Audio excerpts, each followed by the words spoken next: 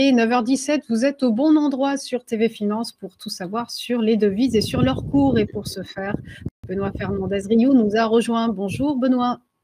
Bonjour. Vous êtes consultant spécialiste du Forex et auteur des ouvrages Le Forex et le trader privé.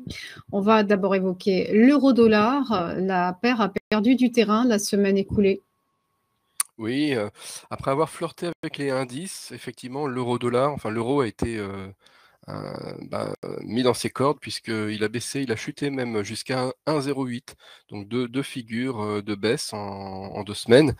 On avait laissé un indice et là désormais on est à 1,08. On le voit sur le graphique. C'est une potentielle nouvelle oblique haussière d'un grand canal d'un grand canal haussier qui pourrait se dessiner. Alors je l'ai mis en pointillé parce que c'est une hypothèse. On avait un petit canal haussier, mais là, les bornes pourraient s'allonger. Pour ce faire et pour le confirmer, il faudrait que les 1,08 tiennent. Donc les indicateurs techniques, notamment le stochastique, mais également le RSI, vont dans ce sens puisqu'en quelque part, le stochastique est en train de croiser pour une prochaine phase haussière, même s'il pourrait se désynchroniser et le RSI, a baissé, enfin, après une marée baissière et bien désormais il pourrait, repartir à la hausse. Donc tout ça est incertain. On n'a pas d'indication, vraiment, très franche, mais ce que l'on peut dire, c'est qu'on a 1,08 qui pourrait arrêter cette chute. On a des indicateurs qui plaident pour un retour vers des plus hauts, un retour vers la hausse, hein, une prochaine phase haussière dans les séances à venir. On a peu de catalyseurs, cette semaine. En plus, on a vendredi, pas mal de jours fériés, au travers des places, notamment aux États-Unis, en France également. Donc, on va avoir peu d'activités cette semaine. On a peu d'annonces également, peu de statistiques à suivre, notamment sur l'euro ou sur le dollar.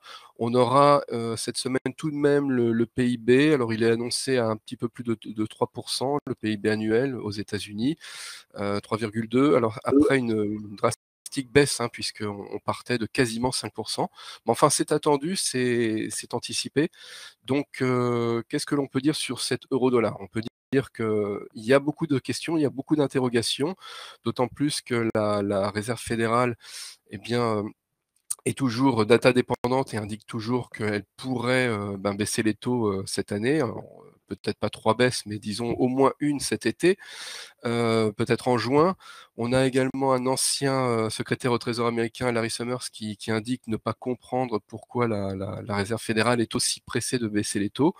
Bon, on voit bien qu'il y a une année électorale, que pour que les effets puissent, se faire sentir d'ici octobre-novembre prochain, eh bien, il va falloir, très certainement un petit peu donner un coup de boost et donc baisser les taux, cet été. Donc juin est tout indiqué et c'est en ça que les cambistes, eh bien, sont finalement ballottés entre, un dollar qui pourrait, être moins rémunérateur et puis finalement, des données encore robustes, encore solides sur les datas américaines. Donc on est, coincé entre 2 eaux, entre, des élections à venir qu'il faut un petit peu aider, anticiper et puis, des données, robustes sur les fondamentaux américains.